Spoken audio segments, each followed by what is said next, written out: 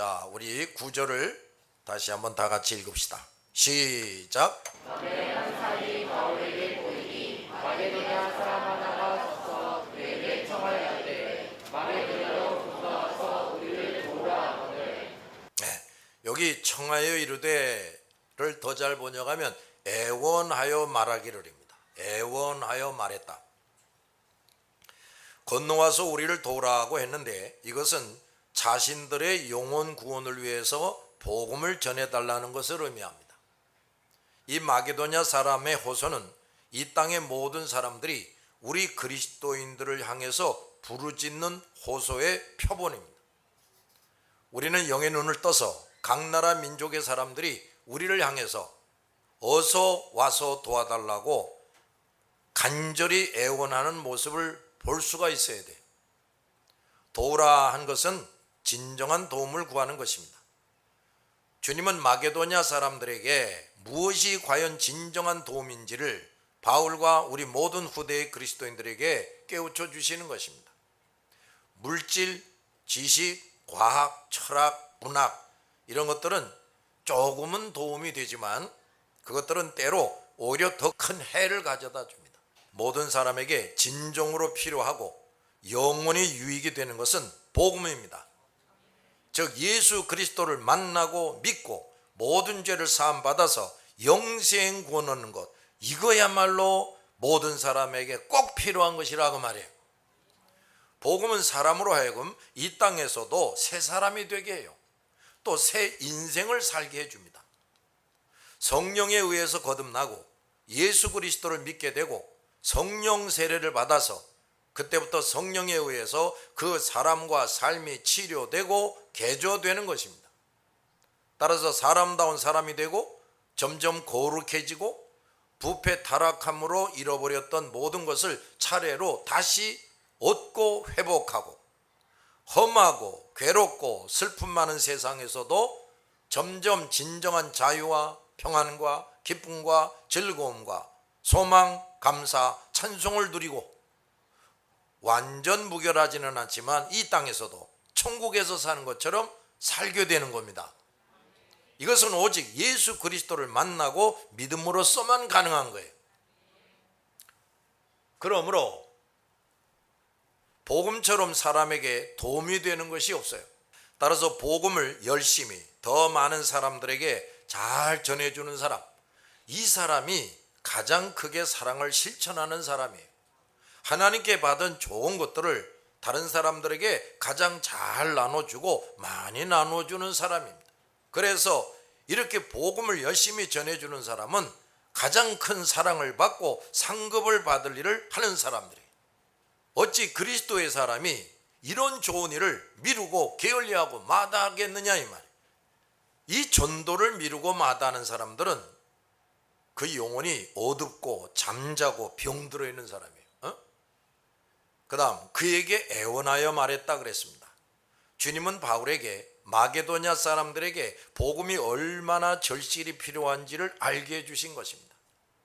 우리는 불신자 우상숭배자들이 우리 믿는 자들과 복음에 대해서 무관심하고 냉담하고 조롱하고 대적하는 모습만 보는 것이 아니라 실제로는 복음을 간절히 찾고 있는 그 영혼들의 모습을 볼 줄 알아야 돼요.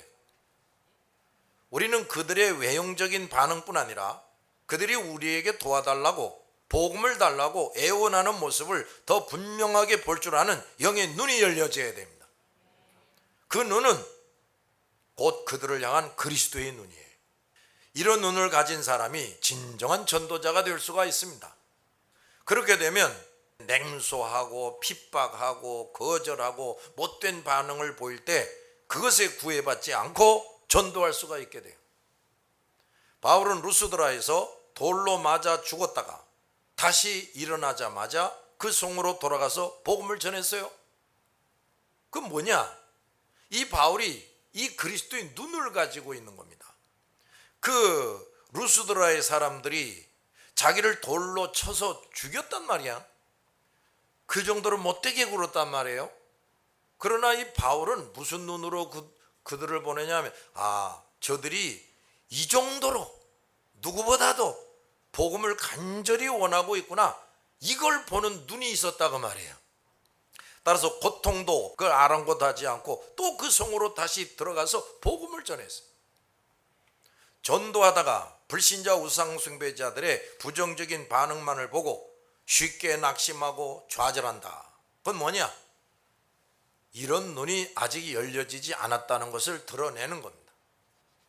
그 사람은 아직도 육신의 눈, 정욕의 눈, 자존심의 눈으로 전도 대상자들을 바라보는 그런 사람이에요. 이런 사람은 쉽게 낙심하고 좌절할 수밖에 없어요.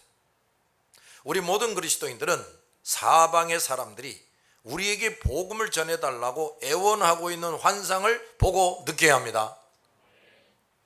결코 인간의 눈만 가지고 있어서 세상의 것들이나 여전히 눈여겨보고 거기에 정신이 팔리고 또한 사람들이 복음을 싫어하고 안 받아들일 것이라는 선입견만 가지게 하는 그런 이 병든 눈을, 이걸 치료받아야 돼. 전도를 하다 보면 경험하게 되는 일들이 있어요. 처음에는 대상자들이 우리와 복음에 대해서 냉담하고 무관심한 반응을 여실하게 드러냅니다. 그런데 복음을 열심히 전하면 점점 고개가 들려지고 눈이 또렷해지고 귀 기울여서 듣고 놀라고 흥분하고 감동받고 겸손해집니다. 그리고 그리스도를 영접하고 나중에는 공손하게 두 손을 잡고 고맙다고 인사를 합니다. 우리 모든 그리스도인들은 전도할 때마다 육신의 눈은 감겨지고 그 대상자들이 애원하는 모습을 보는 영의 눈이 활짝 열려져야 돼요. 이것을 위해서 모든 전도자들은 기도해야 돼. 이렇게 간절하게 살려달라고 도와달라고 애원하는 것을 볼 수 있는 우리 전도자들은 온 정성을 다해서 복음을 전하고 가르치고 기도해 줄 수가 있어요. 전도한다는 사람이 이런 정성을 쏟아붓지 못한다면 그는 그 모습을 보는 눈이 없는 거라고 말이야. 소경이 소경들을 인도하는 꼴이 되는 겁니다. 이런 사람은 제대로 전도할 수 없고 제자다운 제자를 만들 수가 없어요. 자, 10절 다 같이 시작.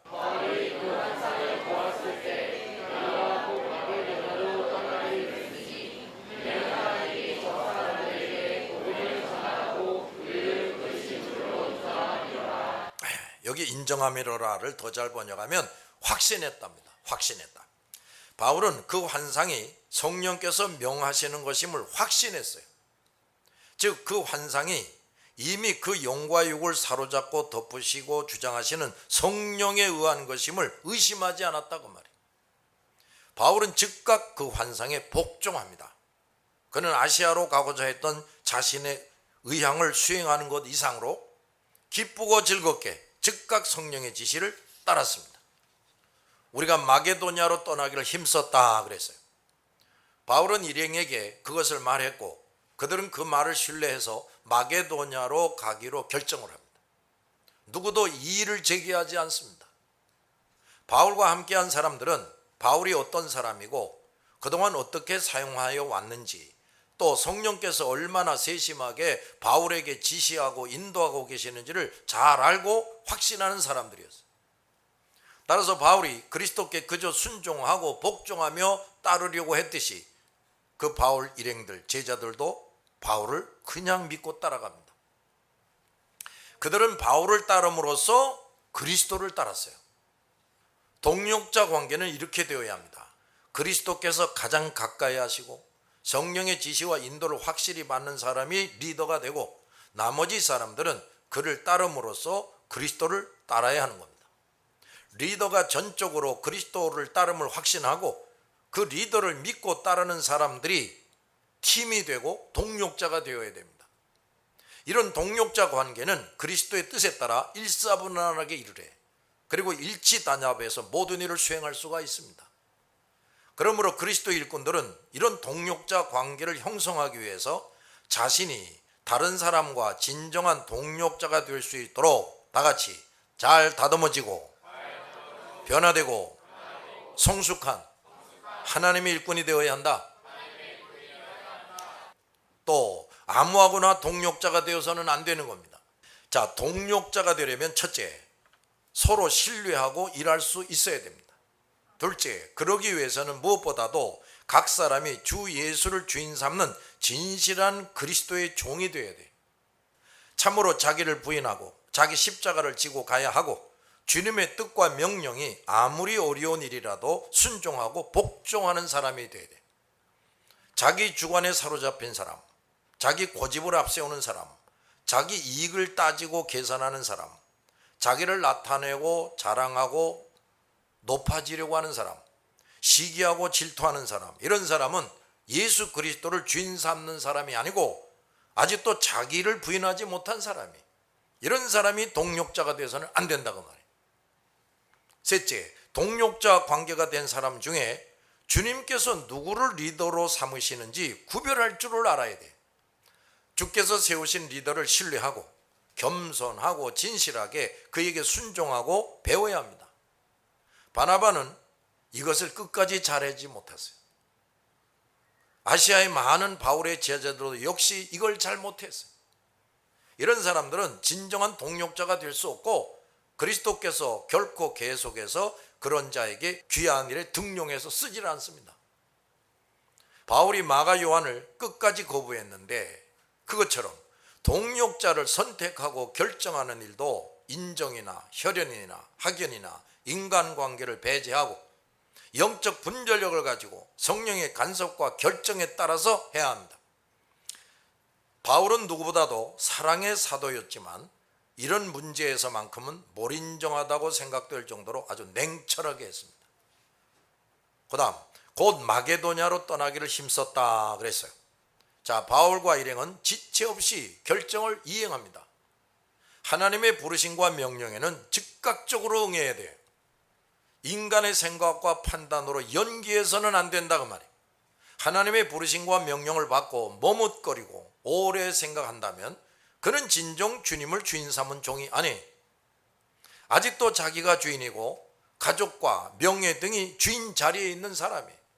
이런 사람은 그리스도 앞에서 불합당한 사람입니다. 주님은 이런 사람을 기뻐하시질 않아요. 이런 사람들이 목사가 되고 지도자가 되고 선교사가 되더라도 주님은 가까이 하지 않습니다. 그런 목사나 선교사를 만나 주시지 않아요. 주의 손이 함께 하시지 않고 성령의 세심한 지시와 인도를 계속해서 받을 수가 없어요. 더구나 말씀과 믿음과 성령의 충만함을 받을 수 없습니다. 그러므로 우리 그리스도 일꾼들은 철저하게 자신을 부인하고 자기 십자가를 지는 사람, 주님을 진정으로 주인 삼는 사람이 되어야 합니다. 주님의 명령이 떨어지면 바울 일행처럼 예상되는 고민들, 준비되지 않은 것들에 대한 염려와 근심, 이런 걸 다 내려놓고 그냥 즉각 순종하고 실행을 해야 돼. 이렇게 한다는 것이 바로 모든 것을 주님께 맡긴다는 것이고 전적으로 주님을 의지한다는 걸 나타내는 거예요. 또한 확실히 자기를 부인하고 있고 자기의 십자가가 무엇이든지 그저 잘 지고 가겠다 하는 자세를 보이는 겁니다. 바울과 일행은 이런 사람들이었기 때문에 하나님께서 이방 세계 복음화의 최선봉에 세워주신 것입니다. 자, 여기 10절부터 우리라는 표현이 또 나옵니다. 이것을 통해 사도행전의 저자가 이 전도 여행에 가담했음을 알 수 있는데 그가 바로 의사인 누가입니다. 이 사도행전은 의학적인 수로가 나오고 육체의 가시가 있는 바울을 잘 도울 사람이 의사 누가였다는 것이 분명하게 드러나 있습니다. 주님은 많은 일을 하고 많은 사람을 상대해야 하는 바울, 이 바울이 자만에 빠지지 않게 하시려고 육체의 가시를 주셨어요. 그 가시에 도움을 줄 의사로 누가를 보내주시고 붙여주는 겁니다. 뿐만 아니라 그로 하여금 의사의 세심함과 정확성을 사용해서 바울의 모든 사역에 대해서 이 사도행전에 잘 기록하게 하신 겁니다. 하나님께서는 이 사도행전에 성령의 역사에 의한 복음 전파, 교회 건설의 비밀과 진리를 담게 하셨는데 이 기록을 의사 누가가 바울의 동력자가 되게 해가지고 바울과 동행하면서 세심하고 정확하게 기록하게 하셨다 그 말이에요. 누가는 어떤 사도 못지않게 영광스러운 자리를 얻게 되었습니다. 여기서도 우리는 주님의 놀라운 지혜와 세심한 섭리를 볼 수가 있어요. 11절 12절 시작. 우리가 드로아에서 배로 떠나 사모 지역으로 직행하여 이스라엘 야고리로 가고 거기서 빌립보에 이르니 이는 마게도냐 지방의 첫 성이요 또 로마의 식민지라. 이 성에서 수리를 이루다가 마게도냐 지방의 첫 성이요 그랬는데 더 잘 번역하면 마게도냐 지방의 중심지요 이렇게 되는 겁니다. 바울 일행은 사모드라게에 갔는데 이곳은 네아폴리로 가는 바다에 있는 섬이에요. 그 다음날 네아폴리로 갔고 드디어 빌립보에 도착을 합니다. 빌립보는 헬라 제국의 대왕 알렉산더의 아버지인 필립 왕의 이름을 따라서 지은 이름이에요. 빌립보는 마게도냐 지방의 수도이고 중심 도시이고 로마의 식민지였어요. 그곳에 로마의 군대가 주둔하고 있습니다. 이곳에는 각 지방의 각양각색의 사람들이 모여 있었습니다. 하나님은 유럽 지역에 복음을 전파하는 첫 성으로 이 빌립보를 선택하셨다고 말해요. 성령은 언제 전도해야 가장 적절할지, 어디가 전도의 최적지인지, 우선 전도해야 할 지역이 어디인지 가장 잘 알고 계십니다. 빌립보에서 전도할 때 각 나라 민족에게 파급 효과가 가장 좋을 것이라는 것을 성령은 알고 계셨어요. 그 성령은 각 나라와 민족에게 복음이 신속하게 전파되게 하시려고 그들이 만날 사람들을 이미 선별하고 빌립보에 준비시켜 주셨다 이 말이에요. 바울과 일행에 의해서 제일 먼저 전도받을 자들이 준비되어 있었고 먼저 믿은 그들에게 또 전도받을 자들이 준비되어 있는 겁니다. 이렇게 복음 전파자가 어디를 가서 누구에게 전할지 인류 역사를 주장하시는 성령께서 아주 세밀하게 간섭하고 주장하십니다. 복음 전파 사업은 이렇게 놀라운 것이라고 말이에요. 결코 전도라는 것은 한두 사람이 다 하는 것이 아닙니다. 전적으로 그리스도께서 큰 계획, 중간 계획, 작은 계획을 세우시고 총체적으로 지휘하고 성사시키십니다. 자, 우주 만물이 이 그리스도에 의해서 설계되고 조성되었습니다. 또 그리스도에 의해서 존재하고 운영이 되고 있어요. 그 중에서도 선택된 사람들을 구원하시는 일이야말로 하나님께서 가장 중하게 여기시고 세밀히 주관하십니다. 우주 만물을 창조하시고 주관하시는 것을 누구도 막거나 방해하지 못했지요?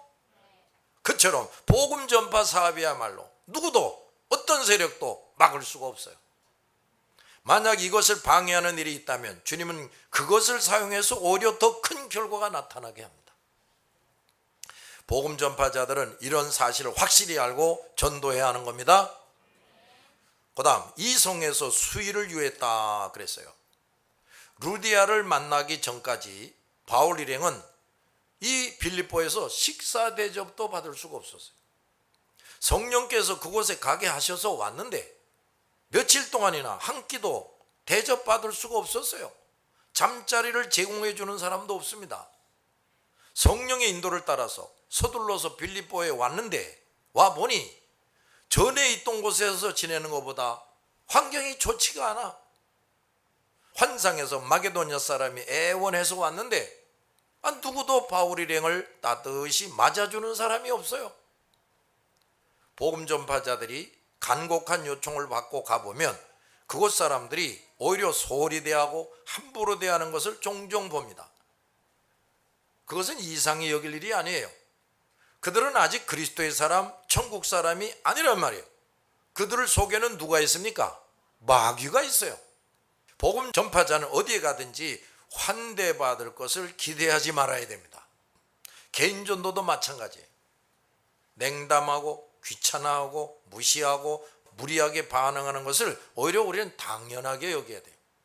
그런 부정적인 반응 때문에 주눅들거나 낙심하거나 좌절하면 그 사람은 아직도 전도가 무엇인지 상대가 어떤 사람인지 모르는 것이라고 말해요. 불신자 우상숭배자들의 부정적인 반응을 볼수록 그 영혼은 자기를 도와달라고 애원한 줄을 모르는 사람, 즉 영의 눈이 열리지 않은 사람들이 있어요. 이런 사람은 더 깨지고 낮아져야 돼. 치료돼야 돼. 더 철저하게 자기를 부인하고 자기 십자가를 지는 사람으로 치료되고 성장돼야 합니다. 자, 13절 시작.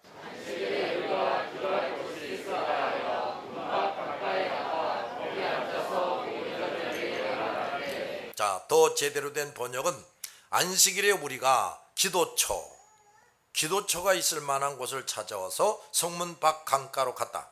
우리는 그곳에 앉아서 그곳에 모여있는 여자들에게 말하기 시작했다. 바울 일행은 안식일에 전도했다는 게 여기 또 분명히 나옵니다.